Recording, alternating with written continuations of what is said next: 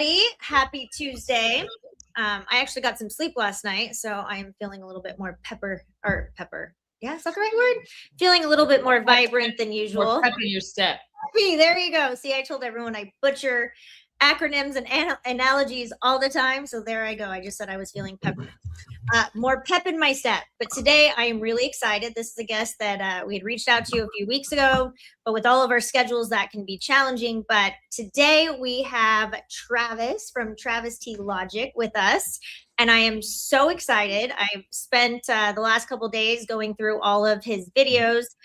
Travis, I think you're brilliant. I'm super excited to break these videos down with you. Today, we're going to step outside the courtroom and we're going to look at these conversations that matter. Because I tell this to people kind of in the comments is sometimes silence says more than talking. And sometimes you have to analyze every single word. And that's what we're going to do today. And Travis brings a unique lens to the true crime discussions through his statement analysis. And he's been breaking down the interviews, the 911 calls, the transcripts, and really looking at what people are saying and what they're not saying. And I was watching one this morning and he said something very simple, like we denotes, unity. And I was like, wow, that, yes, we all know that, but do we really know that when we're looking at a transcript? I think that is really important. So Travis, welcome. We are really excited. And I know you're from Salt Lake City and you have 5 kids, right? I caught that? 6, yes. 6 kids. Okay, so you had another one since I watched one of your older videos. You're Texas. Yeah, Kristen will do a deep dive on you. Don't worry. That was just all from your content. And you're a licensed real estate appraiser during the day, and you are a statement analysis amateur, but far more than that during your off time, which I appreciate. And I noticed that you had studied under and been trained by Peter Hyatt, who is no longer with us. And I think that's just really amazing. And I'm super excited to have you here today. Awesome. Thank you so much, guys. Thank you. Yeah. So we've got a number of videos ready to go. These are ones that you put up recently regarding Bethany. And it's Bethany Funka. I want everybody to know it's not Funk. It's Bethany Funka. I said Funk. She is not related. We've been saying Funk all year. Well, everybody's been saying Funk. Personal to Ron because his last name's Funk. Yeah. That's why he remembers. I see. Yeah. I see. No relation. But we've got these set up, and these are really fascinating to me. I was an English major, so words and meanings and all that is really interesting to me. And as I was watching these and getting them ready for today, I thought they were just fascinating. So I'm anxious to talk about them. So let's put the first one up. It's called Bethany's Tightrope.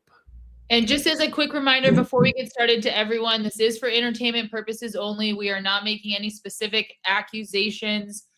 We are just going through and letting everyone know our thoughts and opinions based on what we have. Yeah.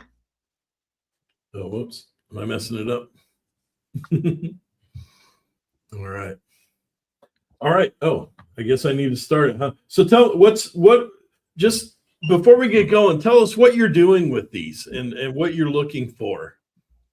Yeah. So with statement analysis, what you're really trying to understand is what the person is really saying. Peter Hyatt would say that we are dulled listeners, right? We are trained to connect dots. We are just naturally trained as we kind of walk through life. We listen to what people say and we connect dots that really shouldn't be connected. And so statement analysis is really a scientific, a disciplined, principled method of listening to what exactly they are saying and delineating that from what they're not saying, just like what was mentioned before. And so, there's a big, bag of principles that is applied, and it's just really understanding what is whoever's speaking, the subject, what is important to them, what is true, what is the psychological reality for that person, what do they believe, what is sensitive to them, what's their soft spots. And so, and there's just so much to it, but I would say that decent summary. So I think a lot of times our word choice is sort of subconscious, or it's not like I'm saying, okay, I want to convey this, so I'm going to use this word. It's more what's in our mind. We convey it in a way that sometimes betrays what we're really thinking, or if we're hiding something. Is that a fair way to say it?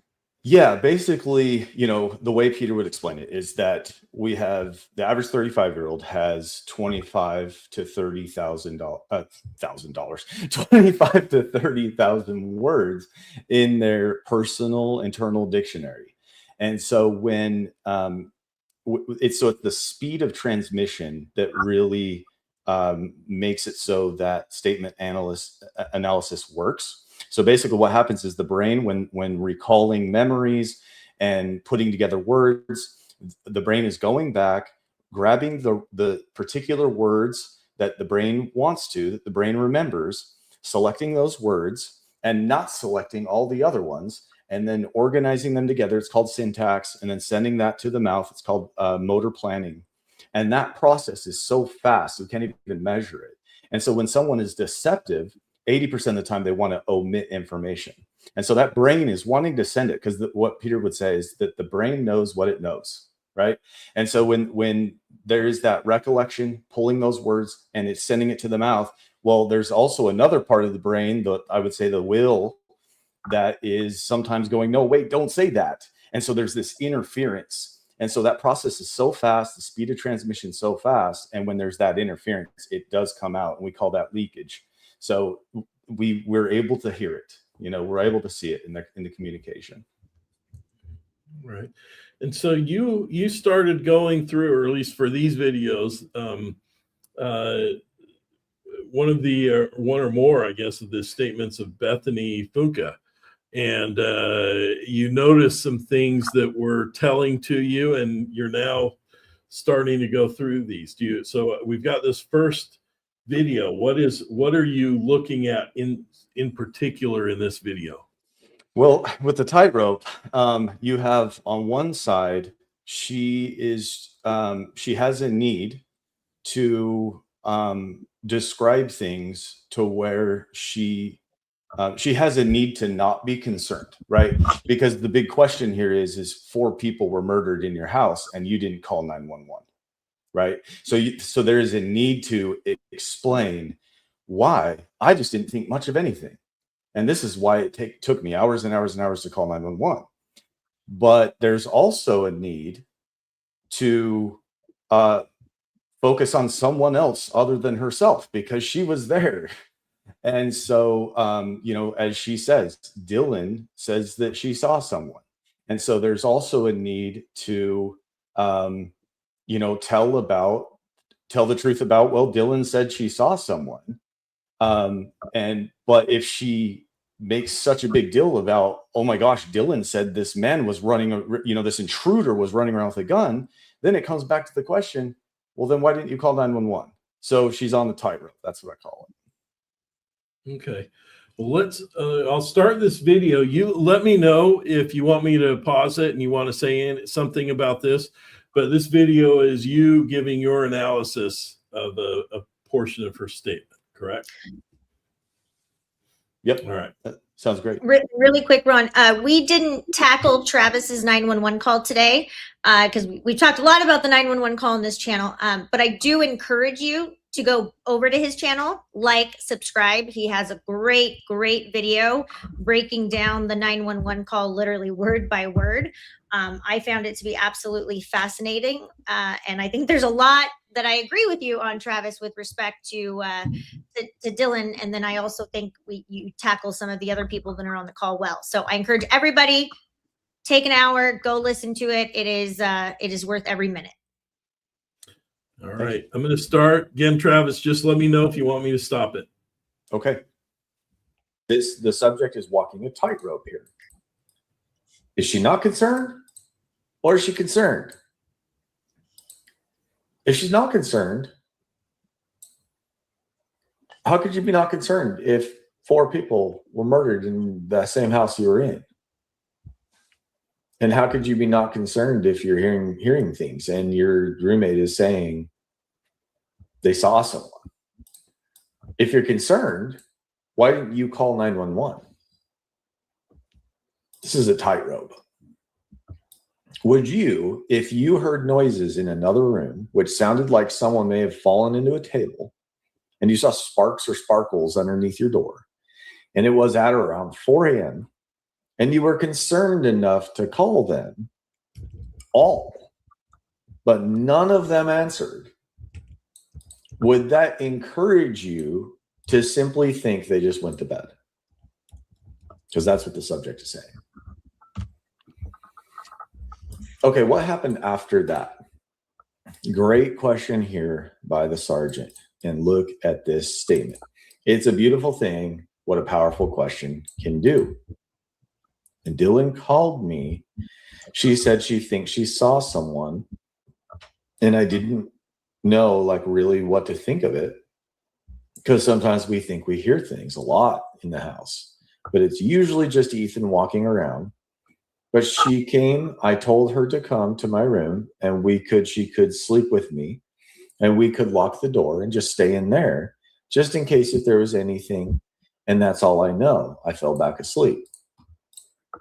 There's a lot there. Okay. And Dylan called me. This is potentially very problematic for what we were talking about earlier. The subject had just communicated that no one was answering. Prior to this, and because the sergeant asked, what happened after that? We get all this information. What happens if the sergeant didn't ask this? Because all we knew is no one was answering, right? And then the sergeant asked, what happened after that? And now we're being told, oh, I got a call from my roommate. That's not good. Not a good sign. Who was no one? Okay. It appears that no one were the victims. Just to kind of go back here, no one was answering. Okay. Who's no one? The victims. That's what appears. She said she thinks she saw someone. This is caveated with she thinks. And she saw someone, which is passive, not specific. Not an intruder, not a man with a weapon, not a bad guy in our house. Simply someone. Where? Where did she see this person? Where was this person? The subject can't explain that. Was this someone outside? Inside? We don't know. Earlier, the subject said she thought everyone went to bed. Now we're being confronted with the fact that Dylan called her and also that Dylan saw someone. Going back to the concerned versus not concerned, the subject has even more of a problem. Okay, even more of a problem now that Dylan is saying she saw someone. I guess I jumped the gun here when I said that before. Oops. So this passive language makes sense, in a sense. It makes sense in a sense because she can't say, Dylan saw a scary guy with a gun. Okay? Because now the question is, okay, you had all these indications that something bad was going on and you did nothing. So in a sense, it makes sense that she's using passive language here. She's being very deceptive and she knows exactly what she's doing. She's being very particular. She is walking that tightrope. There's a need to explain that this is non-threatening as possible, right? There's a need to explain this as non-threatening as possible. I didn't know like really what to think of it.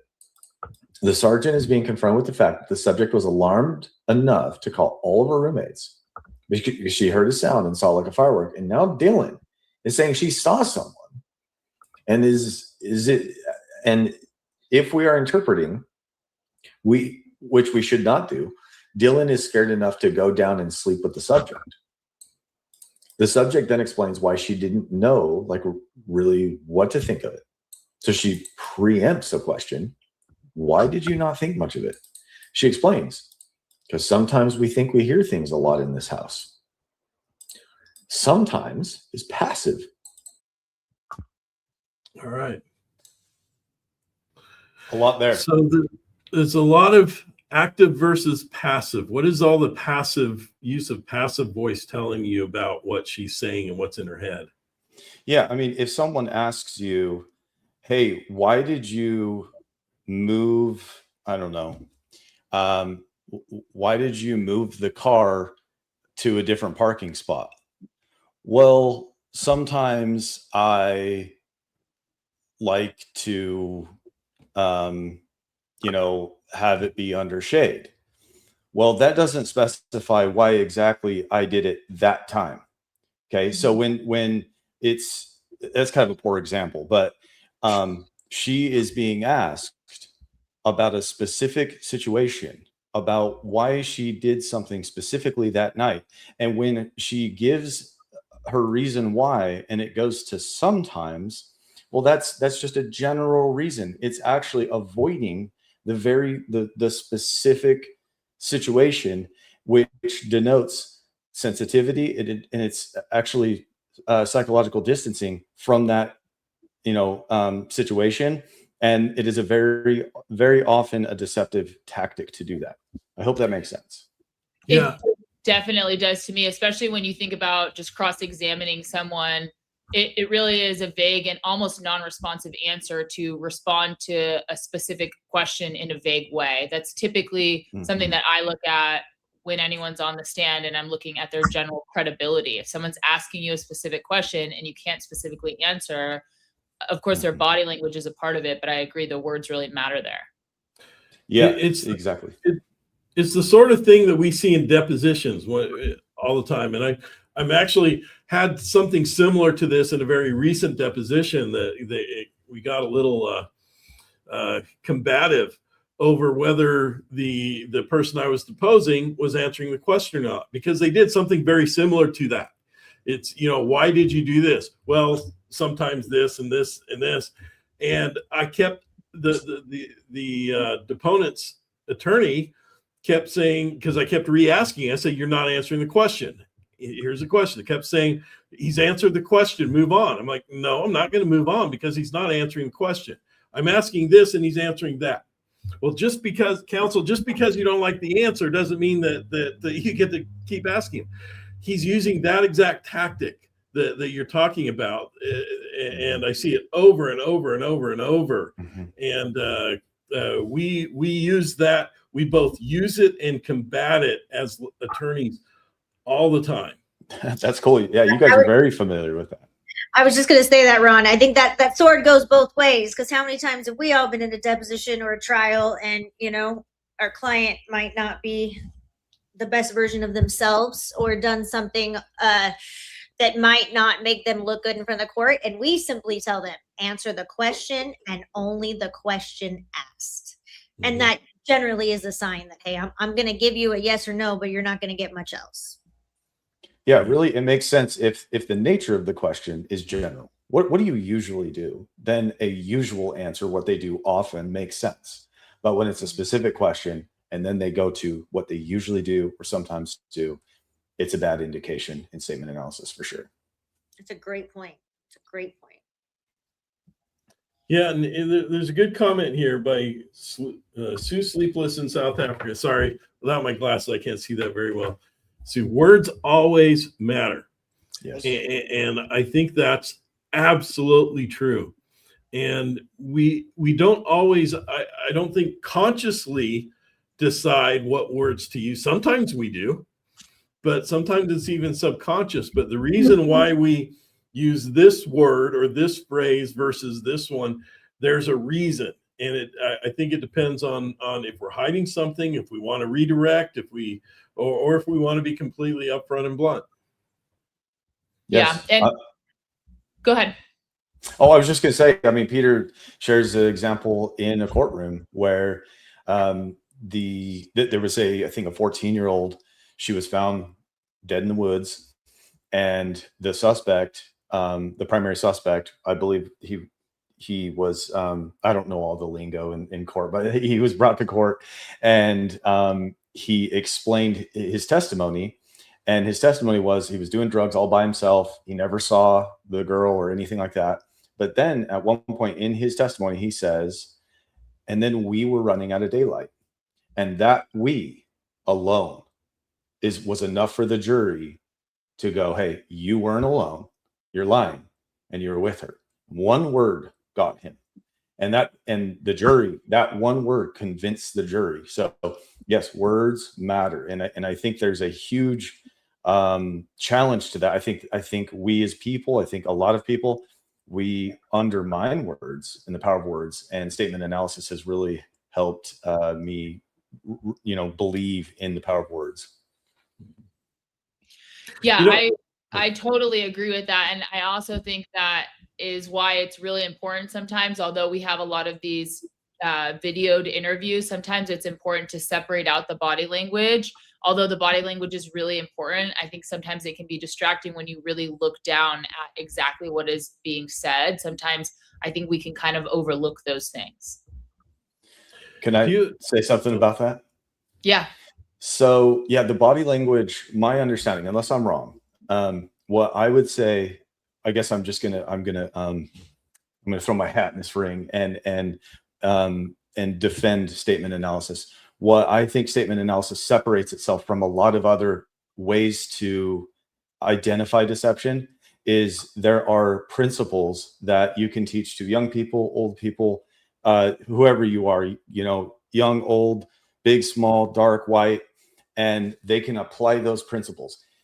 In some of the other methodologies, it's more talent-based.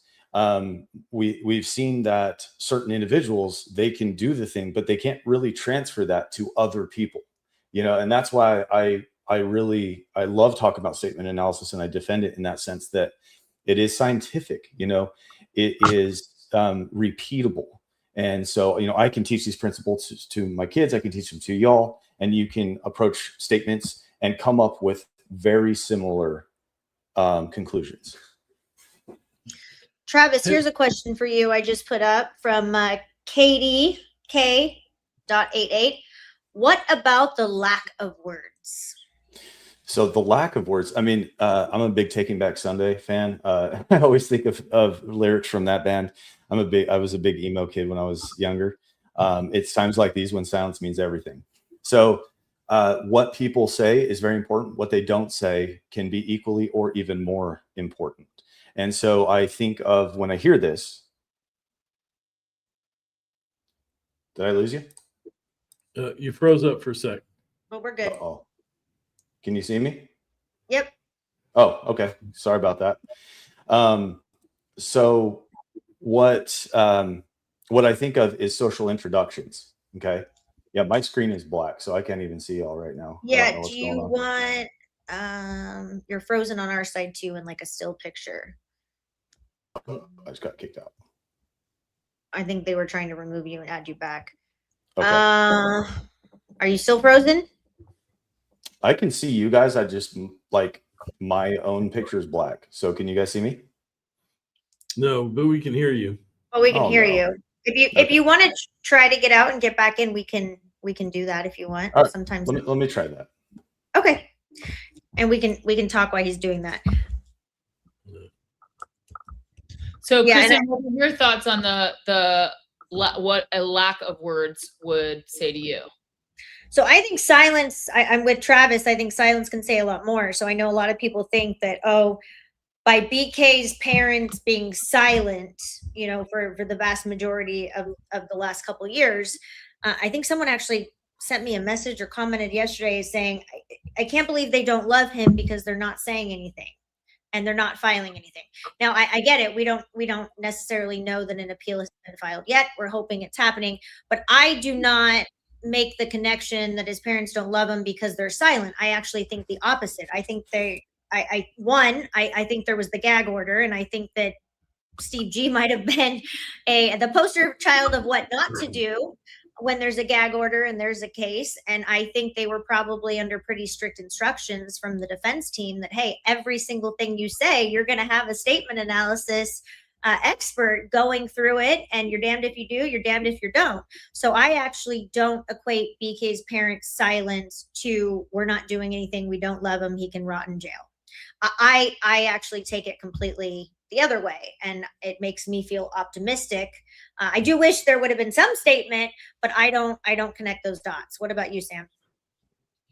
So for me, when I think of an omission, it kind of takes me back to law school when we talk about the difference between like a material representation and an omission of fact. And depending on what that omission is, you can be failing to disclose something material. And so I think that in and of itself can also be a really crucial point of it. Certainly there is some speculation associated with whether someone's lying or what the specific question was asked. And that's why I get so troubled by all of these interviews anyways, because I wish different questions were asked, more pointed questions. And so we are missing some of that. So I think sometimes an omission, maybe because the right question wasn't asked, but I do think an omission can be a very material aspect of any sort of interrogation, interview, or testimony in general. I got a question. There's a kind of reality game show that I really like to watch. It's called The Traitors. I don't know if you've seen that, Travis, but there's various versions of it. There's a UK version, Australia, US, and everything. But it's like that game we used to play. I used to play at Murder in the Dark, where there's a murderer and there's someone else here. There's a group of people that they're brought to a castle or a large house, and three of them are designated, usually three are designated as traitors. The goal is that the others are the faithful. They have to identify, they're essentially living all in the same house for a week or two.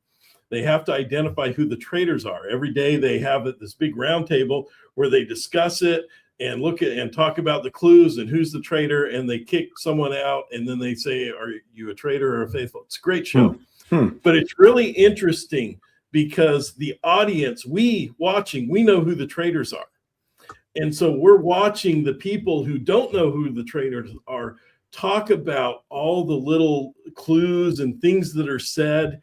And we see misstatements made by people. I've seen on multiple occasions a faithful accidentally use the we, like you were saying when talking about the traitors, and it led to their downfall and they were voted out. So sometimes there are mistakes like that. It's a great show. I think you'd find this especially fascinating just because you know more than those people know, and you're seeing them and analyze this, try to be experts on their own.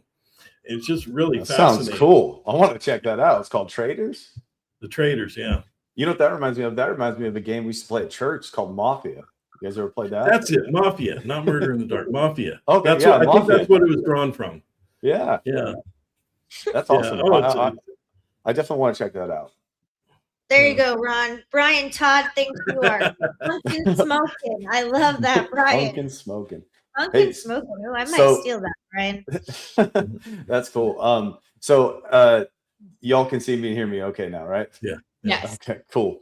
I did want to finish that thought. Is that okay? Yes. Okay, cool. So because she asked about I can't remember who it was, but about silence, about the lack of words, right?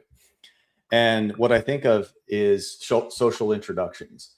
And so and I gave this example to my son because I was trying to explain this to him just last night. In fact, if I'm driving down the road and I see a neighbor collapsed out in the front of the lawn, and I call 911 and I say, hey, this guy is collapsed here, that would actually be disrespectful to him. I know him. He's my neighbor, right? I wouldn't do that.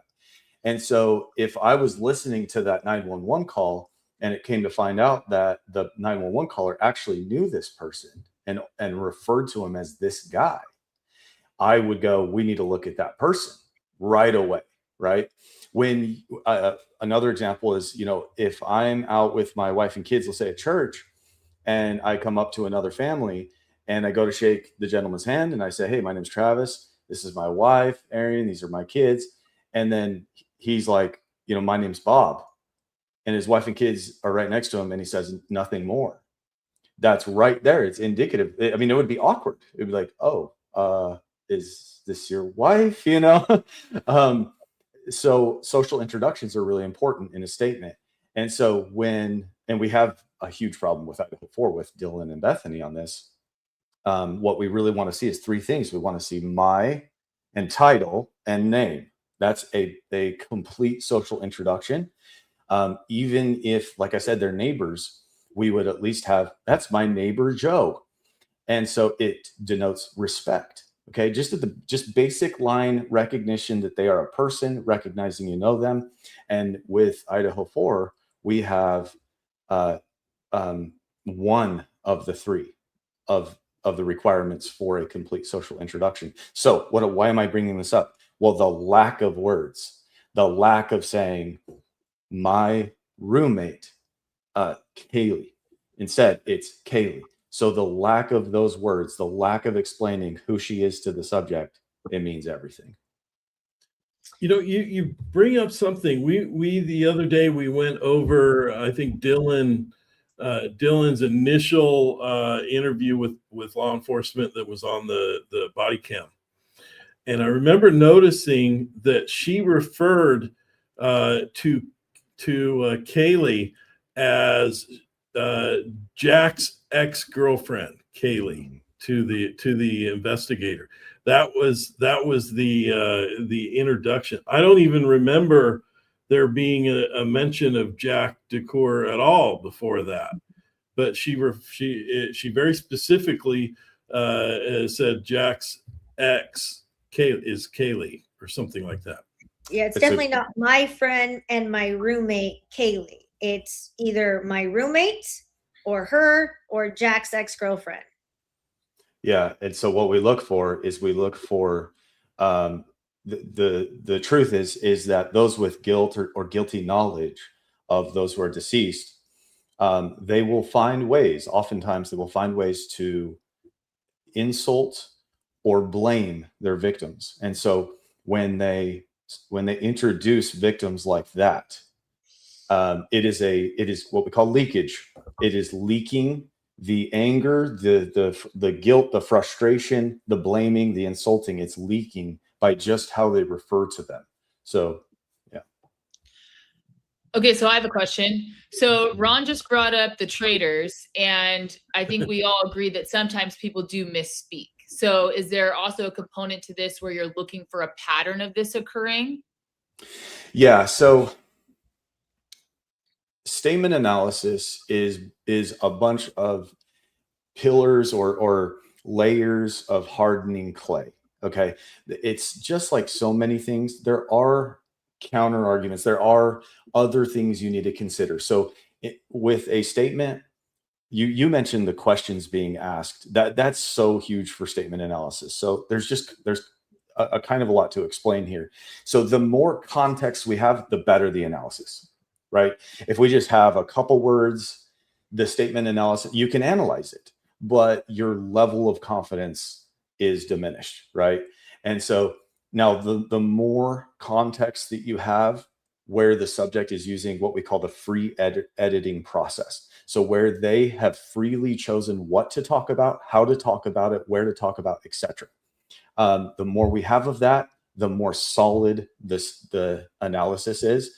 And as you get better and better at analysis, as you get more trained, I think your discernment on, hey, this is weak analysis here. I can't stake my career on this. And then, no, this is hard.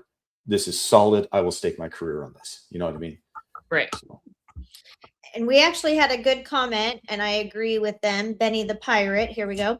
Sam and I were actually at CrimeCon. We didn't see this interview because I think it was after the G's main featured session where they might have been engaging in some libations before the session. But Travis, I'm going to give you some homework and then we can come back and talk about it because it's that good. Okay. But yes, if you go and you look on Crime Talk, I can't remember the attorney's name, but it's one of those mainstream media attorney. He's on some of those crime shows, but he interviews the G's after their featured presentation at CrimeCon. And man, they are talking in circles. They are off topic. Their body language is interesting. I mean, literally the shit that was coming out of their mouth, it was like, what? I mean, it was just talking in circles and not, and the guy that was doing the interview was clearly did not know that much about the case, or might have knew about the case a year ago, but clearly does not know everything that's came out. But man, you're going to have a field day with that, with statement analysis on that interview. They're saying it's Scott Reich. There you go, Scott Reich. You know, you can always rely on this brilliant chat because sometimes we do forget names and whatnot. But it really is that good. But I think you'll probably have a series on that one. Okay, I'm gonna check it out. That sounds I think great. you're gonna watch it and be like, what the? Yeah, it's really, really good. All right, let's get and one thing that Travis does say that I probably should have said this at the beginning, and it is true for all of us when we are looking at new evidence, but specifically when we are looking at Travis's video for statement analysis, you have to leave your egos, your bias, you have to leave everything at the door. Because if I'm going into this and I'm trying to listen to what Travis is saying, but in my head I'm already like, screw DM, she's a villain. Like, I cannot comprehend what Travis is saying because I've already made up my mind. So if you're going to go back and you're going to watch these videos, you have to do it with that objective, unbiased mindset, or don't waste your time. Well said. All right. We've got the next video queued up. It's titled Bethany Respects Murphy More Than the Idaho 4 Victims. Anything you want to introduce this one with, or do we just go into it? I think we warmed it up well, actually, when talking about the social introduction. So this is perfect. Yeah. All right. Let's. And I'm working on all of my social introductions after your videos, Travis, to make sure that I am including everything that needs to be included, so that I am not indicating any guilt when I introduce people. All right. Here we go. So the sergeant now turns his attention to the dog. Okay, it appears the misdirection has worked. Unfortunately, the subject says only 2 words here: Kaylee's dog, and nothing further. Comes across as pretty cold. He says Kaylee's dog. He just repeats it. The sergeant merely reflects her words, and the subject continues to explain. Kaylee and her ex-boyfriend, we believe, is Jax here. Okay, this is not for sure, but the transcript I was given says Jax. Could be wrong. She gives more information here, giving the missing piece for a complete social introduction of the dog. We have a complete social introduction for the dog, not for the victims. This is a good objective contrast, showing the quality relationship between the subject and the 4 victims. Side notes, this also gives us, if Jack here is accurate, an almost complete social introduction to Jack. We have his name and his relation to at least Kaylee, right? Even this is better than what we've gotten when contrasting with the 4 victims. Okay. Remember, she said Murphy, the dog. Okay. That's his title. Murphy's his name. We just didn't know the relationship. And now she's given us the relationship. So we have all 3 for the dog. How sad is that? The dog is given more respect than the victims. Right. Which you kind of talked about, Jack. You know, you had said that who was it Dylan or Bethany that had referred to Kaylee as Jack's ex-girlfriend? It was Dylan. It was that very first interview on the body cam. Okay, the body cam interview. The detective showed up when and it was probably within 20 minutes of him appearing on the scene. Yeah. Mm-hmm. Yeah, well, and you picked it up. You that stood out to you, right? It definitely did. That one was jarring. That one I don't think required a lot of education and study to see. Exactly. That was pretty jarring. Yeah, and these words matter. These words kind of open up a window into their mind as to how they feel about these people, how Dylan felt about Kaylee, And you got to ask the question, you know, why would she feel that way if she was an innocent person? That's not the way an innocent roommate who, someone else just came in and killed their roommates, and we were otherwise in a good relationship. That's just not how they speak to other people. And I think sometimes with this kind of stuff is like, well, there might be some other reasons and these other things. No, we don't speak like that to other people unless there's something really bad going on. We don't refer to people like that unless there's something bad going on.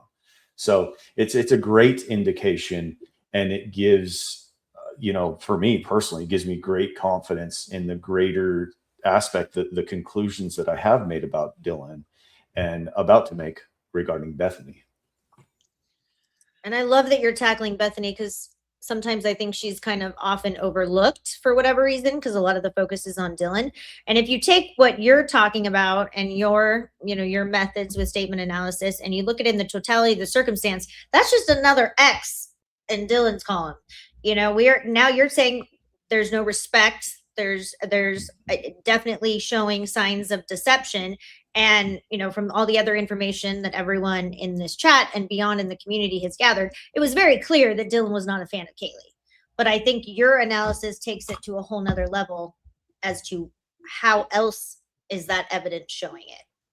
Awesome. Well, yeah, that's what I'm glad to bring. I'm glad to bring something. I mean, I know so many of y'all have been going over this for 4 years and, have squeezed so much information out of it all.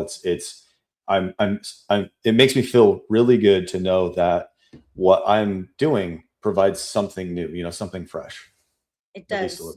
It's not based on emotion. It's actually based on training and methods. And our kind of tagline is follow the evidence, not the clicks, because that's why we got into this. Is we want to help people look at the evidentiary process and the legal process and what went wrong, what went right, what should have happened. What does this motion not getting granted or getting denied mean?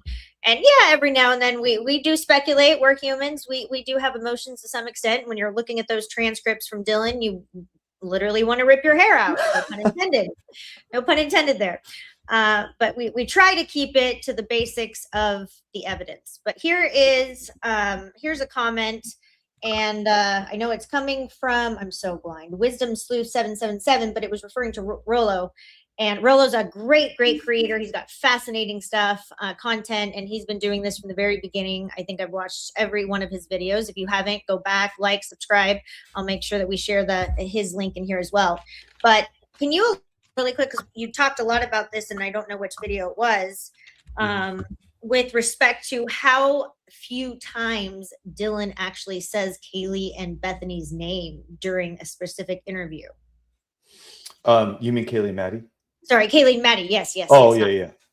And Maddie Mogan, the interchange. I loved how you actually distinguished that interchangeability there too. Yeah, that's a really interesting one. So yeah, and I go back and forth on this, actually. I'll just be honest with you, because when I first was going through Dylan, I really was getting the sense, based on all the indications, that Kaylee was really forefront in Dylan's mind. And it indicated to me that Kaylee may have been the primary target, right? There may have been the primary anger or frustration at Kaylee. And then I had someone challenge me on that. And I think they shared that some other analyst said that it was the exact opposite, that Kaylee was actually the closest to her. And so I went and looked at it, and I just looked at how many times their names were mentioned. And I think it went Kaylee, Maddie, Xana, Ethan, in terms of saying their names the most to least. And it was mostly because Dylan had talked so much about that whole Kaylee was running upstairs and that whole scenario that was just mind-boggling, frustrating to even hear. Like you said, pull your hair out. And so that was really no pun intended. For real. No, I get it. I mean, yeah, that transcript was just wild. I couldn't believe what I was reading. Wasn't it? It was it was insane.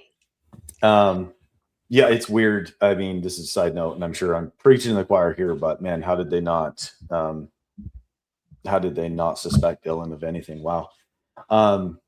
So I go back and forth on that. There are a lot of sensitivity indications there that tell me that Kaylee may have been, quote unquote, the primary target.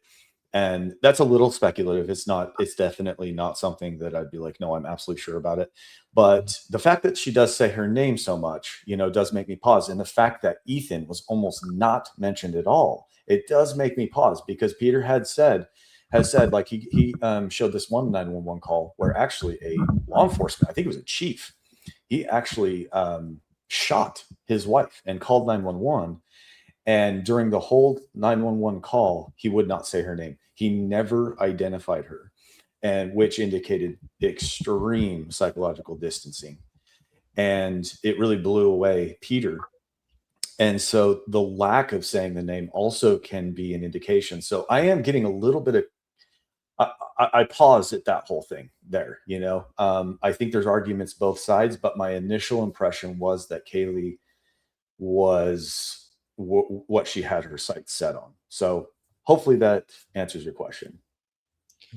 Yeah, it does. So when you're looking at this, is it a hybrid between looking at what an objectively reasonable person would say versus their own subjective verbiage, right? Like objectively, I think we all agree an objectively reasonable person doesn't wait a significant period of time before calling 911 if there's an imminent threat. Like, how do those two things interact with each other? Because just from a legal standpoint, we have different types of standards when you're looking at someone's actual apprehension versus like reasonable apprehension, objectively reasonable apprehension. Those can be two wildly different things.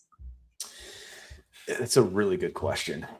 Yeah, I mean, you're just trying to be as objective as possible. You are starting with the presupposition that they are innocent, and so I don't know that statement analysis. I know Peter would better be able to describe this, but the way that, as you're asking me that question, is he talks about how the more statement analysts that are on a case that are looking at analysis, someone who might be the same sex, might be similar age, stuff like that, they might be able to pull out more just because they understand them more. There's more similarity characteristics and personality traits. And so statement analysis, is somewhat limited in that aspect.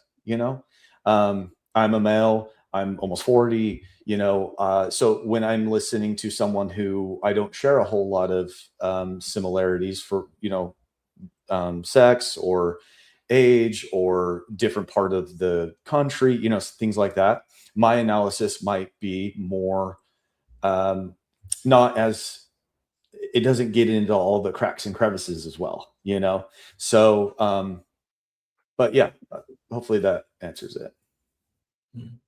And just to answer, I saw the question come up. Yes, you did study with Peter Hyatt. Yeah. Yes, I did. Yeah, I took his deception detection course in 2018. I went through the whole thing and I completed the final test packet and I never turned it in. So I didn't actually get his, the final thing done, but man, I mean, I had it done. I felt very confident in it. It was right around a real big change of scenery in life for me. I went from 2 to 4 kids like overnight. And then we started having our own kids. So it was me, hers, and ours kind of thing. And I'm sitting here listening to these statements and these audio files, and they're a lot of really brutal stuff. And it was just kind of affecting me. It was affecting me being a husband, me being a father. And I got these little babies around, and I just was like, this is not the right time for me. Even though I wanted to do it as a career, I literally was planning on doing exactly what Peter did, which is training detectives, training teams of law enforcement on how to be better at deception detection. And I just kind of walked away from it for a while, but my kids are older. I'm older. I just feel like it's a much better time now. So I'm diving back in. Good for you. Good for you. Thank you. Can you give an example of something that you learned through Peter's classes and just you doing this? What is something that people overlook very often that you think is super important? Well, I mean, Peter would want me to focus on two things, probably pronouns. Went to work, went to the store. So right there, I went to work. It's very likely to be true. It's simple. I included myself. And then I said, went to the store. Who went to the store? I didn't specify. I dropped I. So pronoun usage is so fundamental. That's something that he just hammers on all the time. We talked about we, use of they, things like that. Pronouns are something that, as Peter teaches, we learn pronouns actually before we speak. We understand them conceptually. We understand I before we even say the word I. And so pronouns are, and that's why statement analysis looks at pronouns as so fundamental, because they actually predate speech. That and believe it or not, I left. Those two words, I left. Yeah. So leaving a scene, and I'll just say this real quick. So if I'm in office A and I go to office B, I have to leave office A to go to office B. I'm in office A. I went to office B. That's one thing. It's a whole other thing to say, I'm in office A. I left office A. The leaving is marked in the brain for some reason. There was tension, something like that. I think he says 70% of the time left comes out in the statement because of rushing or traffic. But 30% of the time, it's because that leaving was sensitive to them for something else. And I do enjoy how you point out in the interviews, which, I think all 829 of us could agree were the most amazing interviews that ever could have been done by law enforcement. And they could not have been more thorough and descriptive. And, really, I kudos to them. And I will say that most people don't know how sarcastic I am. I am incredibly, incredibly sarcastic. So I have to remind. But I love how you slip in your videos. And again, guys, there's so many videos on his page. Please, please, please go. And but I love how you constantly point out the investigator, the interviewer. They should have said more specifically in talking about pronouns, because going back and looking at those transcripts, we don't know who she's talking about the vast majority of the time. We're assuming what roommate, we're assuming what victim based on the context, but she very rarely says exactly who she's talking about, what room she's in, where she's at, or what she's doing, and the investigator just kind of lets it go. And so I thought you did a great job with that, Travis. Well, thank you. Yeah, I mean, as I've said, I am pro law enforcement. I wanted to be a police officer since I was in elementary. I respect police officers. I respect all of that. I love the law. I love our country. I love the Constitution. And if you love the law, then we need good law enforcement, but I am not ignorant enough to know that there's a lot of problems with it. And there were a lot of problems with this. There was a whole lot of letting things go that is really hard to defend, really hard to understand. And yes, Jenny, we do have an email. I don't want to give it to you wrong. Sam or Ron, do you know it off the top of your head? I think Alicia already put it in the chat. Did you put it in the chat? Okay. I believe it's cqofftheclock@gmail, Jenny, but if I am not correct, I will make sure someone corrects me. And if you send that over, all three of us will get it, and we'll make sure we get back to you. All right, Ron, let's get back to the video. All right. It's queued up. There we are. This one is called Bethany Concealed the Presence of Maddie. This is huge. Okay. So that was you, Ethan, Zana. Was there another person with you, or just the three of you? Maddie walked over with us. Analysis. This is a relatively simple question. Another person or just three of you? And it's a relevant question. Okay. We earlier noted that embedded in we may be more people than Zana, Ethan, and the subject. And we were hoping that this was not the case, but merely considering it a possibility. And the question unearthed exactly that. The inclusion of Maddie into we denotes sensitivity in the negative. The subject concealed Maddie's presence. Okay. Earlier, She said we all walked over together. All we had known is Ethan and Xana. Okay. There is clear psychological distancing with Maddie here for a number of reasons. This was not expected. Okay. Indicating she had to think about this denotes sensitivity. Let's pause. This sentence is not clear as to what she's meaning in the sense that we do not know who else we earlier or us now us based on the subject's own words. Okay. The question is, why didn't she mention Maddie before? Why did a question have to be asked for her to be clear about, at the very least, that Maddie came with us? With is a word that denotes distancing. Okay. Maddie, Xana, Ethan, and I, and me, walked over to Sigma Chi, right? Is simple, clear, and likely true. Okay. That's not what she said. All right. If we were to take earlier, we all walked over together. Now we're to assume that all, or now us, was Ethan, Xana, Maddie, and Bethany, but we're still not going to assume that this is the case. We do not interpret. We let the subject speak for herself. So even though now Maddie is clarified to be part of we, I'm saying there could be more, right? We're going to still be open to that. So that leaves us with the lack of understanding what exactly who all are in her mind, even now. Cool. All right. That was kind of teed up really nice because we were just talking about some of this stuff. I mean, look at when this sergeant asked for clarity here. One of the few times that happened, but hey, look what happens.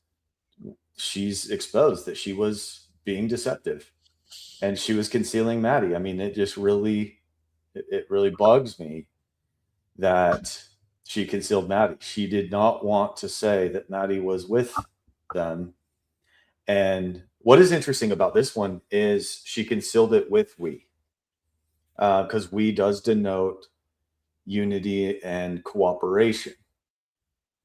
So this is something I actually didn't specify in that analysis, is that tells us that at that time there was unity and cooperation with Maddie, but at the time of the statement she was hiding Maddie from the sergeant.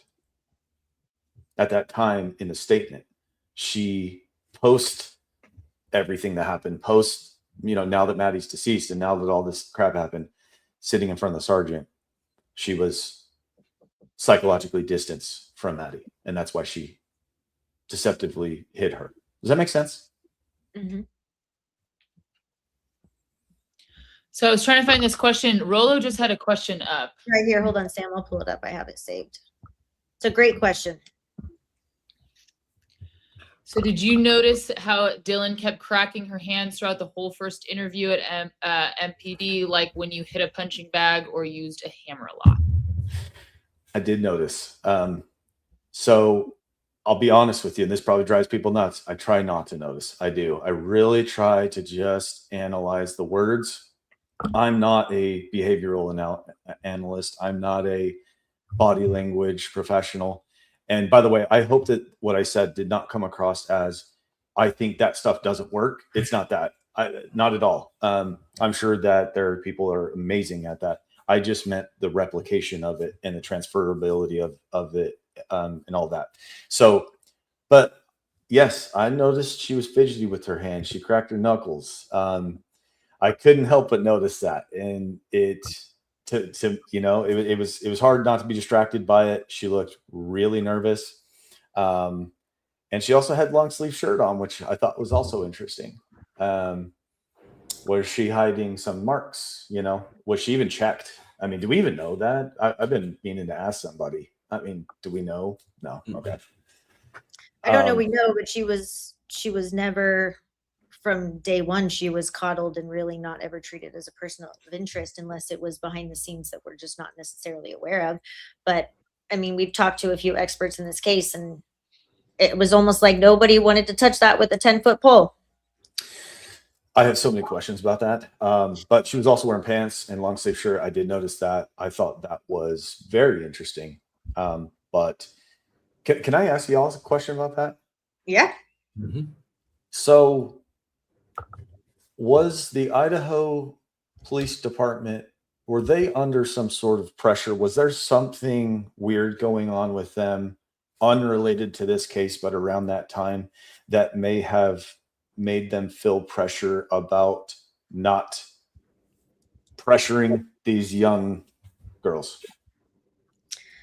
There was a very large business negotiation going on at the time worth millions and millions of dollars. I believe Scott Green, the president of U of I, and I'm going to somewhat not get this 100%, but I know that the people in the chat will help me out and get all the perfect details. But they were attempting to acquire like a secondary school, and I want to say the value was like 600 million or something to that extent or that nature.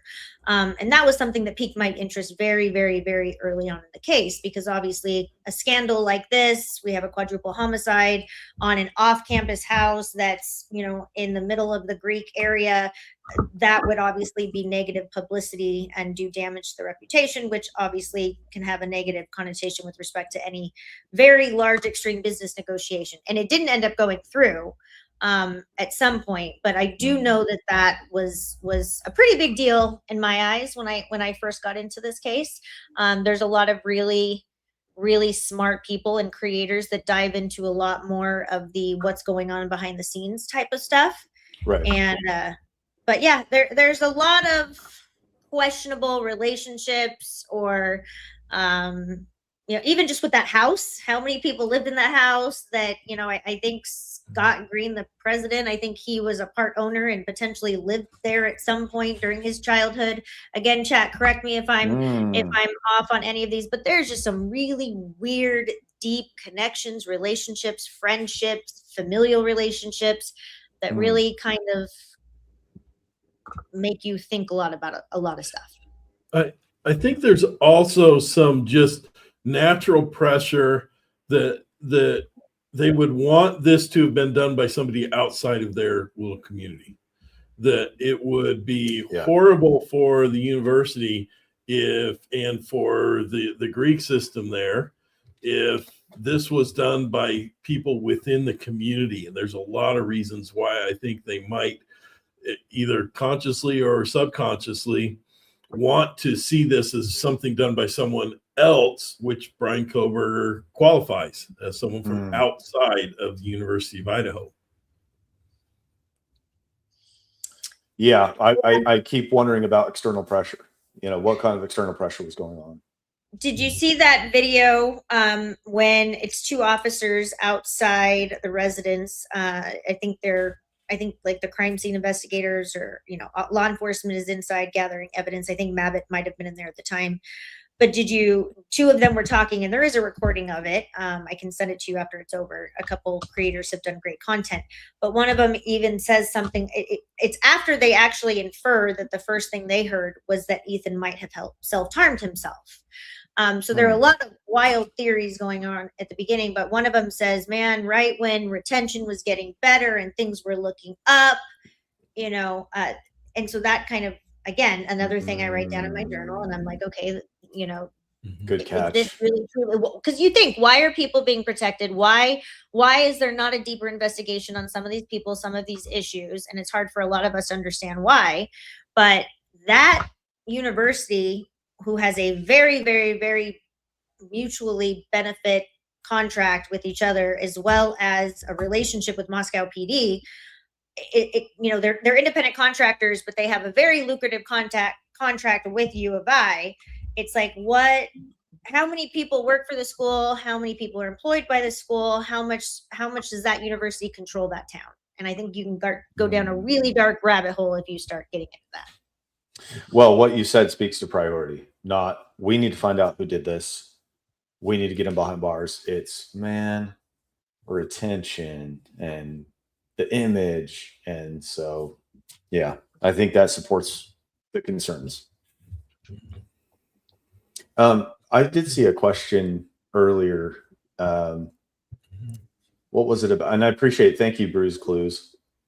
There was another question about kind of, well, what if Bethany, something about like, what if Bethany was just like kind of pulled into this whole thing, you know, Mhm. or like pressured into kind of going along with it? Mhm. We would see that. We would see that. I firmly believe the analysis would at least be open to that. There wouldn't be severe psychological distancing. There wouldn't be disrespecting victims. There wouldn't be, at least that, you know, we would see healthy talking about the victims.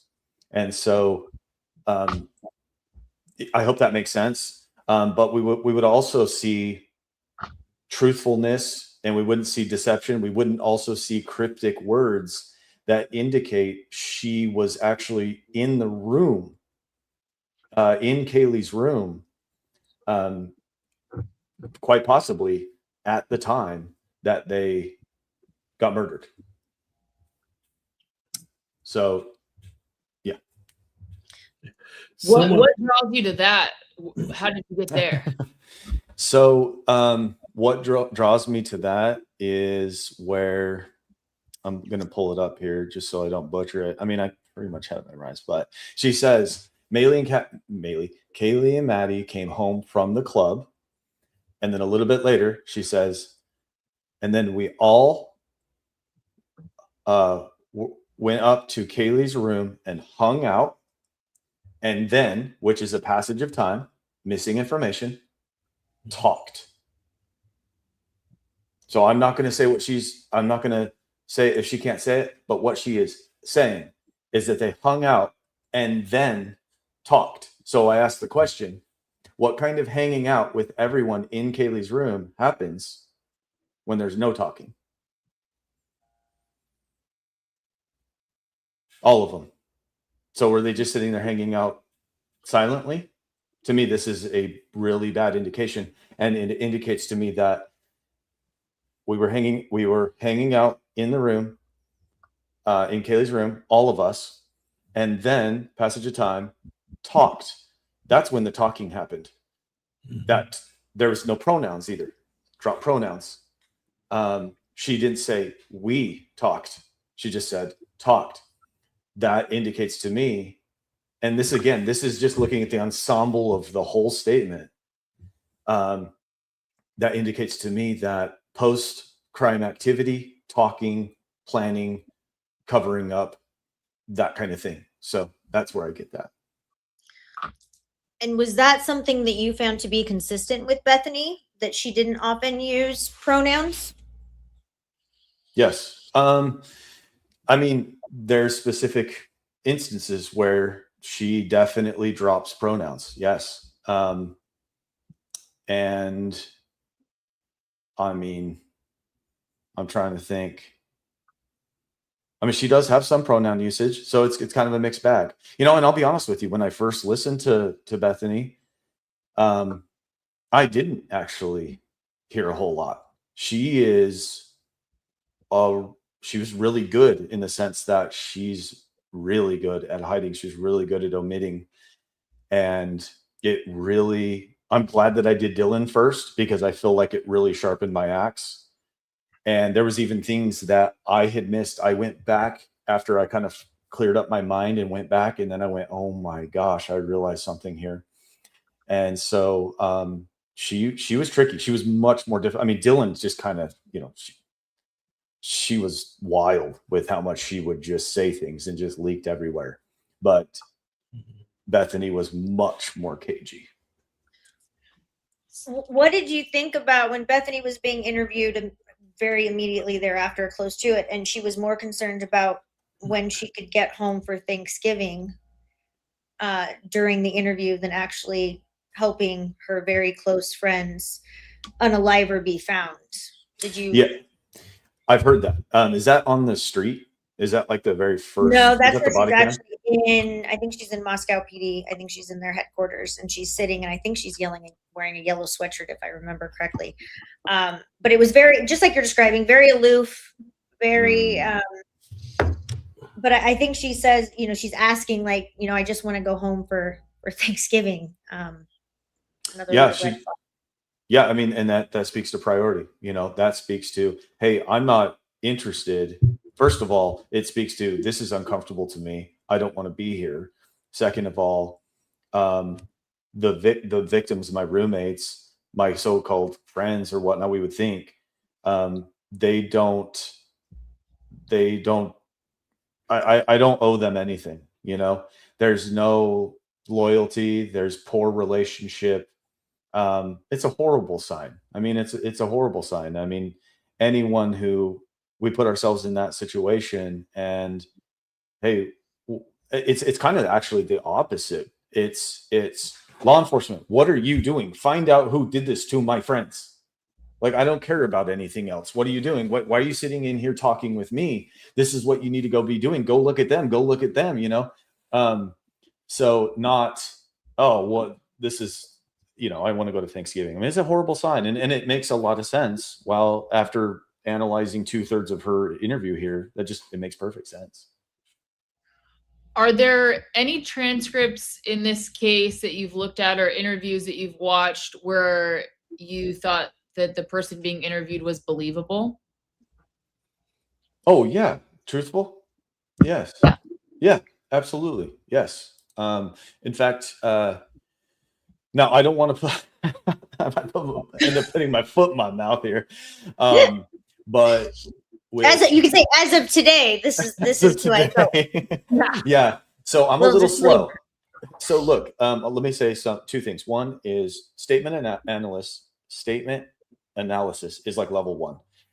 Next level and final tier is analytical interviewing, as I understand it. That's what Peter would say. So basically what I'm doing with transcripts, looking at the words, writing everything down, methodical. Analytical interviewing is after someone has done this for so long, it is just natural. As we're talking, people are good at this. They can just pick up all the sensitivity indicators and just be so good at it. That's where Peter was. And so I'm not there. I am not. I'm not going to lie at all.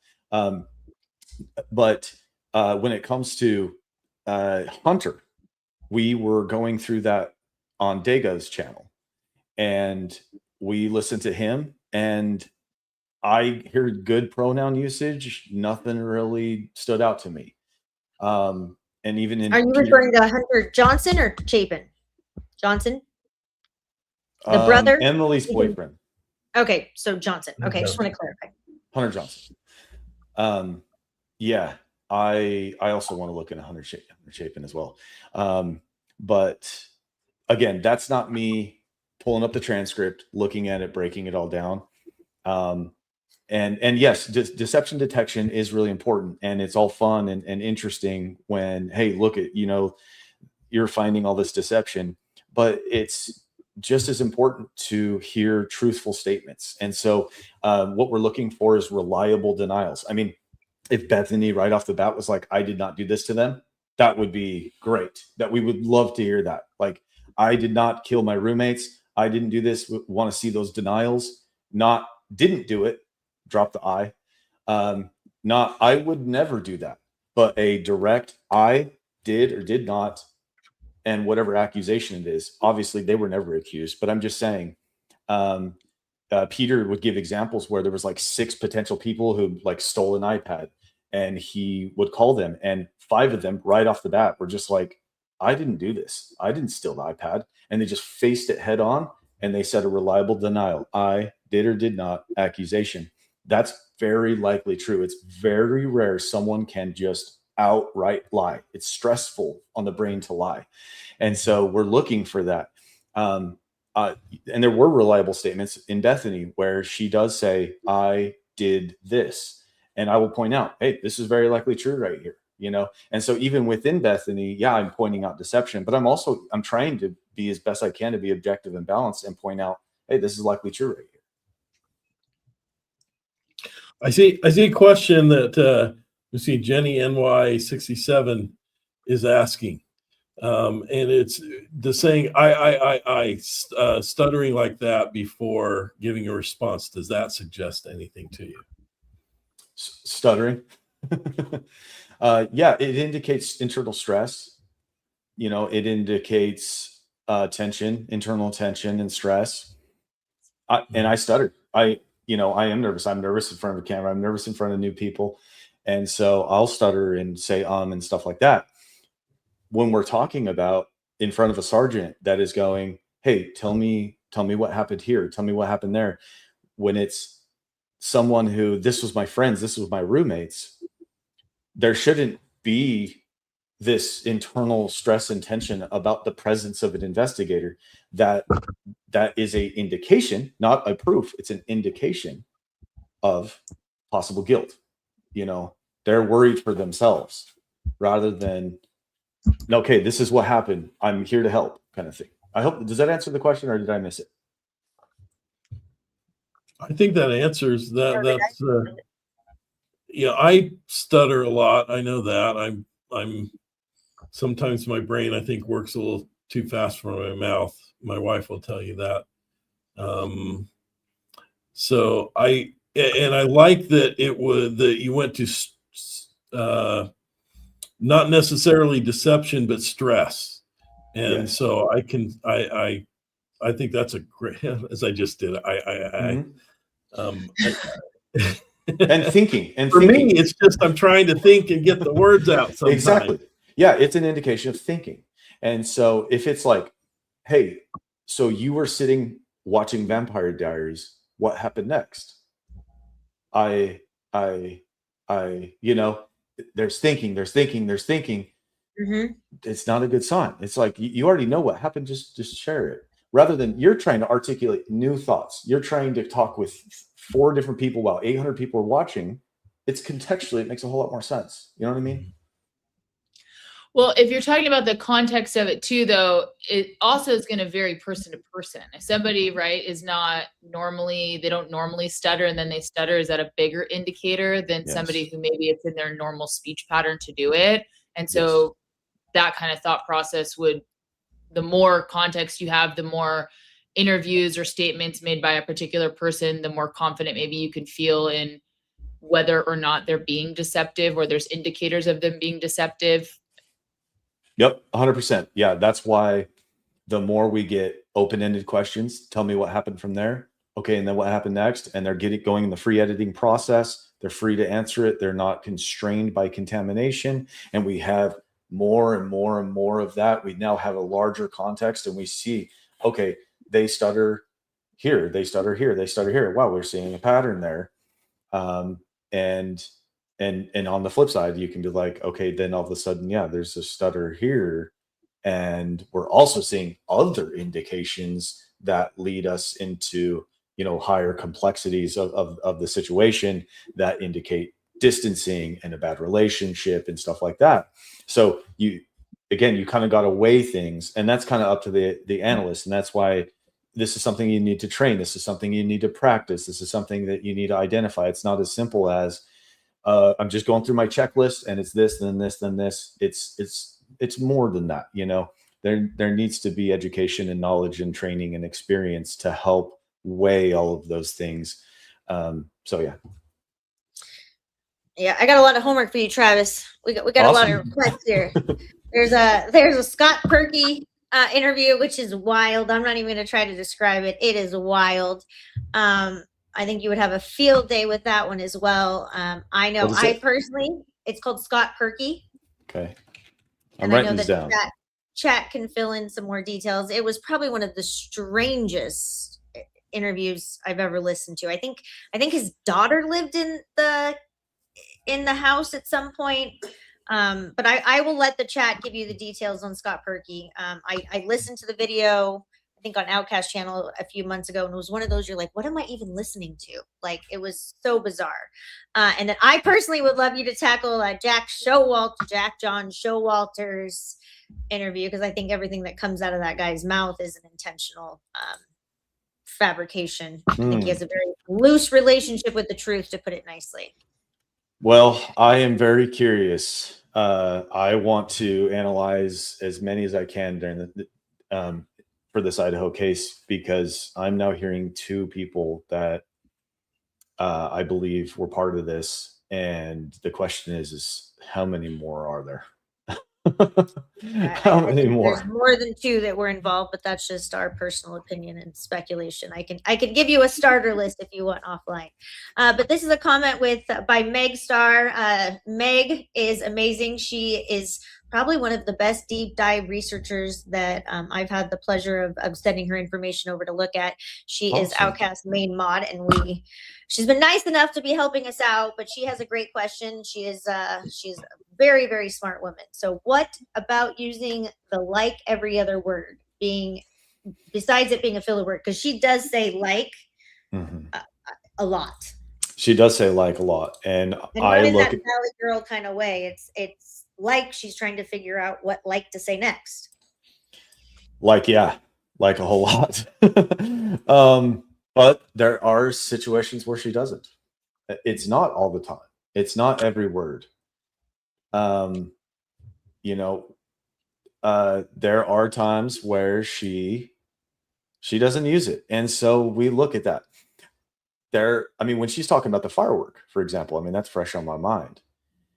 When someone is explaining things that they saw, and every time they explain what they saw, there's a caveat.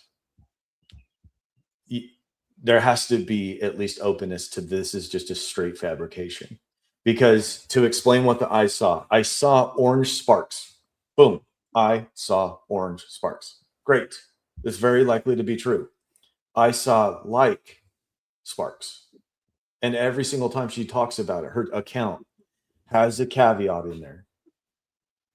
If she can't say it, we're not going to say it for her. So that's the rule. So maybe she says like let's say she says I went to the store, but then later she goes over that and she says I went to the store. Then it's like, okay, she says it here. But if every single time she says I went to the store, or I went to the store, we can't say that she went to the store. She went to the store. Does that mean she almost went to the store? Does that mean she went to the parking lot and she didn't actually go in the store? You know what I mean? So we're just not going to go beyond what she's saying.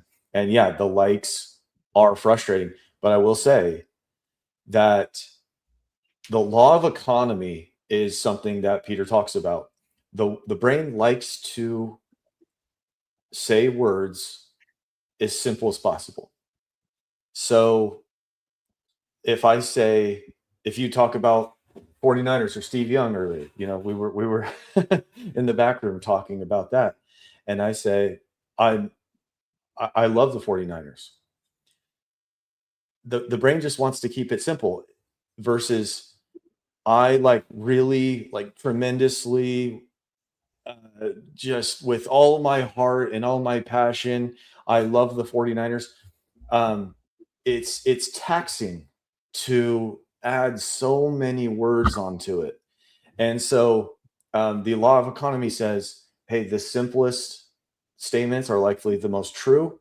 If there's a whole bunch of added words, or if there's added words, we call those unnecessary and we explore for them and we're trying to understand why they are. They could make sense, but either way, they're going to show us sensitivity. Most often, it could be sensitivity in the positive.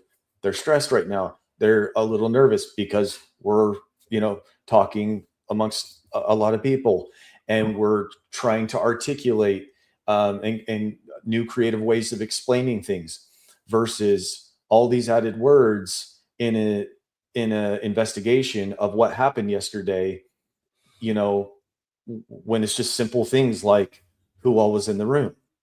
The brain likes just this person, this person, this person, rather than, well, I think well, I went to the store earlier and and then, well, I was drinking a little bit, but anyway, I mean, I'm thinking that this person was in the room and this person, this was room. We just need to look for that, identify it. And I mean, yes, we don't want to just brush it off as, oh, this is just part of their speech and she's young and this is just kind of what the new generation of girls do. or new generation does. We got to be open for, no, she might be using like all the time because she's literally being deceptive the whole time. Mhm. So that's a long-winded answer. I'm sorry, but it's important No, question. it's and I would love to know if she says like all the time in her normal regular life, Exactly. I think that would be important. And we actually had a really good comment right here by Brit267, right on point, which says you can't assess someone's, and I think this is her first live, right, Brit? Woo woo! First lives with the Custody Queens. Thank you for being here. You can't assess someone's truthfulness until you identify what their pattern of speech is when they are being truthful, and that's true. Can you elaborate on that a little bit, Travis? I think you just kind of did, but could you sum it up? Yeah, I mean, and that's why you're looking at each. I mean, the more that we have, the better. And yeah, that even makes the analysis even better. Like if I had Bethany, like other transcripts of her or other videos of her where she's just relaxed talking, yeah, that's true. But again, when she says things like, "I went to bed," it's simple as that. There's nothing in there that is indicating me that she's not being truthful, Mhm. And so it's not that, hey, I determined that Bethany was deceptive in this interview, so everything's deceptive. No, that's not it at all. And so there are truthful parts and then there are untruthful parts. So I don't think that, I guess I'll just push back a little bit in the sense that just because we don't have a baseline, we haven't sat here and heard her talk for X amount of time, because then comes the question, well, how much time do you need? How much baseline do you need? Who's to say where to draw the line? It's like, oh, I've listened to her for an hour just comfortably talk in a non-investigative situation years ago. Well, maybe she changed her patterns of speech from years ago. I mean, do we need to listen to a baseline from her within the last month? And so I think that if you just look at the merits of the analysis, if you have a pretty good amount of statement, this is 26 minutes, a lot of her talking, I think you can start to build a baseline just from within the context of the statement. So Awesome. Well, thank you. Pretty much. I'm sure you've heard the pretty much at 4 a.m. And I know we've had a few comments in here about pretty much what and again, you guys go watch his 911 analysis. It is very, very good. But can I pretty much tell you what happened at 4 a.m.? Can you just give us a little sneak peek of what you thought about that? Yeah, pretty much. Oh man, that 911 call is really what got started this all for me. I mean, I started the channel less than a month ago. It was my wife, showing me that 911 call, and when I heard, I thought it was Dylan at the time. Apparently, it's Bethany. She says, "Hi, something is happening. Something happened." That phrase right there, especially that first word, "hi," that just really, like, what? This Idaho 4 case started with that 911 call. Oh my goodness. But then, yeah, eventually, can I just tell you pretty much what happened at 4 a.m.? I mean, that was wild. Like, okay, so not what is going on right now. Let's help these people. How can I help them? Hurry and get over here. I want to go back to 4 a.m. and not just 4 a.m. Pretty much. Pretty much is a caveat. And so if she can't say it, we're not going to say it for her. It's not 4 a.m. because she didn't say at 4 a.m. She said pretty much like at 4 a.m. or whatever it was. So yeah, the caveats are, we don't just automatically go, hey, if someone's caveating, they're being deceptive. No, but that is something where we need to look for this. Is she being, it's just it's a yellow flag and we just need to explore it. But yeah, the caveats between these two girls is wild. It's very wild. Yeah. And just so you know, the three of us, that's how we got into the case too. Oh, really? Was the 911 call, and we are a little bit newer than a lot of these amazing creators in here. We have a whole bunch in the chat. Saw Karmic, love your stuff. We've already mentioned Rollo. There's a whole bunch of amazing ones in the chat right now. But no, it was one rainy weekend when I listened to a 911 call on repeat, and that's exactly how we got into it. And next thing you know, we gave Ron the tidbits of, oh, you got to listen to this 911 call, and then that's how we all got into. So wow, that's wild. All of so us. pretty much the 911 call is what roped us all in. Pretty much. Yeah. All right, Ron, you want to get back to? Yep, I got another one queued up. Yes, let's do it. Raider This Nation. one is Yeah, I know. I was like, I'm a go Pat go girl, but I will put it up there for you, Rollo. This one is Bethany blames Ethan. Confronted with even more concerning language and knocks something over because he's usually loud in the kitchen with or and those things. Again, those with guilty knowledge will oftentimes in an open statement find ways to insult their victim or victims. Here, we're being confronted with a subtle insult of Ethan. If you want to call it that, I'm being generous, I guess, for some reason. Ethan may have knocked something over. Ethan was usually loud in the kitchen. Not rarely, usually. Ethan, at the time of this interview, is deceased. The subject leaked to the sergeant earlier that there was a poor relationship with Ethan. A lack of a complete social introduction is a signal of disrespect to the individual. An incomplete social introduction regarding a deceased victim is a giant red flag and indicative of guilty knowledge. Now, we have a second insult regarding Ethan and him being noisy. We have the lack of social introduction, complete social introduction, which denoted disrespect. And now he's loud and noisy, usually. And in a sense, there's also an embedded third insult here. This is my quote, but bear with me. I wasn't concerned about anything. I didn't call 911. I didn't do anything to possibly save Kaylee's, Maddie's, Xana's, and or Ethan's lives because I just assumed it was Ethan being loud again, knocking things over. So it's his fault why potentially they all died. If he hadn't been so usually noisy, maybe I could have done something. Also, the subject preempted the question from the sergeant.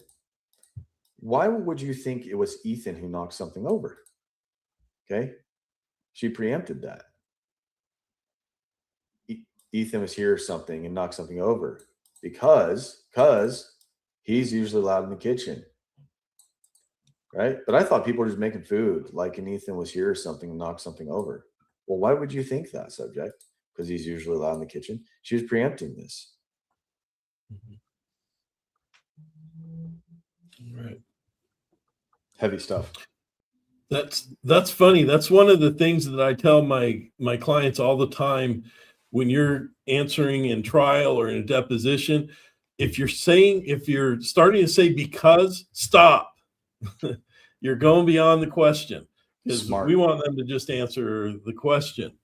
And that's a key word for me that I tell all my clients. I don't want you saying because unless the question is why. Yes, they're preempting why. They're answering two questions. Yeah, when they say because. Yes. Yeah, that's good. Good advice. Yeah.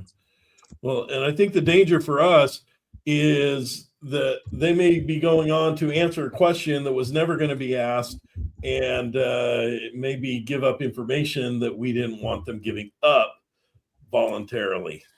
You're speaking my language. You're speaking like a statement analyst. That's why they do it.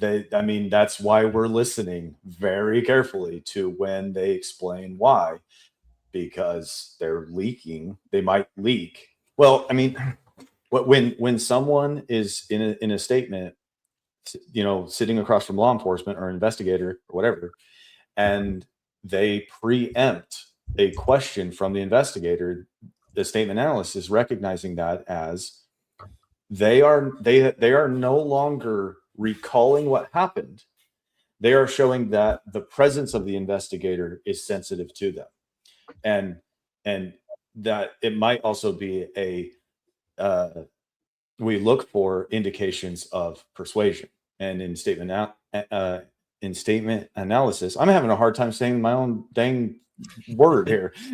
It's all right. I said pepper instead of peppy. So You did. I liked it though. It was You good. know, It was I good. can't even tell you Pepper. how many. Sam actually has a book of all of the analogies that I've butchered over the last 12 years. But the funny thing is, if you just say it with confidence, usually people don't even stop me. You know, just kind of keep going with it. But yes, you're good. Absolutely. I will make a bigger fool of myself than you will. Yeah. So persuasion has a need to persuade. So if we're sensing persuasion, we're going, why are you, where, help, we need to understand, where's that need coming from? Does that speak towards their innocence, or does that speak towards potentially guilt? So here's how I'll put it. I hate when my clients say because in answering questions. I love when the other side says that, because that always gives me a little more insight into where they may think the issues may be or the problems may be. It leaks where they think the issues are. Exactly. Yeah. All right. Well, we've got another one. I've got another one ready to go. Do it. I loved the short ones. I'm not gonna lie. Sometimes I had to go back and watch it again for my brain to be able to process it. But you do a really, really, really, really good job of highlighting things that I think most of us don't process the first time we watch a video. But Travis, I got a whole list for you. I'm gonna send it over. I'm stoked. She gives everybody homework. I do. You don't come on the show without leaving without homework. All right. You know, it's kind of the part. You come on, I send you with more, and then you come back for 2 and 3. That's just kind of what I do. Cool. All right. This one is, we all hung out in Kaylee's room and then talked. I think you brought this up earlier. Here we go. Let's look at it. Okay, hold on. We got a super chat that I want to make sure we answer before we go into that really quick. So Travis, you are up. And I can't read that. I'm gonna let you do it. From Megastar. Sorry, I missed it. Oh, sorry, I missed it. But what does it mean when Hunter Johnson would call Kaylee and people acted like they didn't know her? So, like, he didn't know her? Yeah, so in a lot of the frat interviews, they all acted like they had either never met Kaylee, been to the house once or twice, but none of them, and I think there's a slew of these interviews, everyone distanced themselves from Kaylee very, very, very quickly in those interviews. Really? Okay, so Hunter Johnson, help me out, because you helped me understand that there's 2 different Hunters. Yeah, he's the one you were talking about. He's the one that has his hands over his head when on the body cam when they're walking in and puts the knife on the table, and nobody thinks, law enforcement doesn't think that's super weird. Okay, I see. He's not the brother. He's the one you were talking about earlier. Yeah, and a lot of people are really suspicious about Hunter Johnson. And well, my understanding is that Hunter is the boyfriend of Emily, which Emily was dating Xana. Yes. So it would be hard for me to understand why Hunter would say he doesn't know Kaylee when her best friend's his girl's best friend lives there. So well, he's calling her Kylie too. So he's calling Kaylee Kylie. Oh, Kylie. I didn't even notice that. I think he's calling Kaylee Kylie. Yeah. And then also acting like he didn't know her. Great point, Sam. Oh, well, that wouldn't be good.